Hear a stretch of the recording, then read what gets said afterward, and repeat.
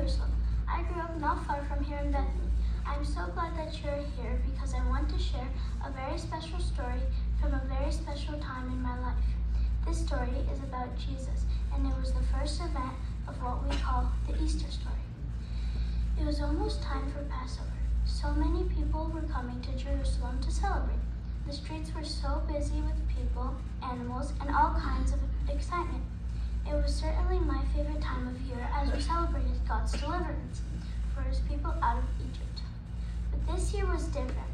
There were many rumors about this Jesus from Nazareth, rumors of miracles healing the sick, making the blind see, and even raising the dead. Some said he was a prophet. Some said he was a crazy man.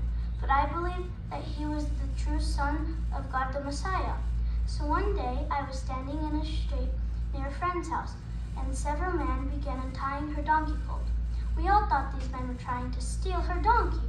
We shouted, "Hey, why are you untying that donkey colt?" We expected them to see us and run away, but they turned and said, "The Lord needs it." Did they mean the Lord Jesus? Could he be here in Jerusalem? If so, I knew I had to go see him. The men untied the colt and began their journey back to Jesus. I wanted to see Jesus, so I followed them. There were many others following. The disciples threw their cloaks on the donkey and put Jesus on it. As Jesus entered Jerusalem, there were so many people. Everyone was throwing their cloaks down to cover the dusty road. The street was like a sea of colors, reds, blues, browns. It was like a carpet rolled out for a king. There were waving palm branches along the road as we passed. The palm branches made such a loud swishy sound. It was like all of creation was singing the song to Jesus. But all of that was nothing compared to the people who were shouting, "Hosanna, Hosanna, blessed is he who comes in the name of the Lord." Some of the Jewish leaders shouted at Jesus and told him to make the people quiet down. I'll never forget Jesus' response. He told them, "If they keep quiet, then even the rocks will cry out." In other words, the whole earth would soon be worshiping Jesus. I could feel my heart pounding inside my chest.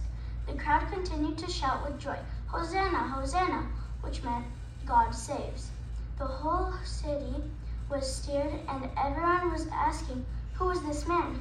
Could this man really be the Messiah? Would he be the one that saves us? Jesus and the disciples continued along the road toward the temple. The crowds continued to follow Jesus, but I stopped and began to think about what had just happened. I remembered the words of Zechariah the prophet, who said the Messiah would ride on a colt of a donkey. In my heart, I believed he was the Messiah, but how was this one man going to save us? I had no idea what would happen next, but I knew the story wasn't over.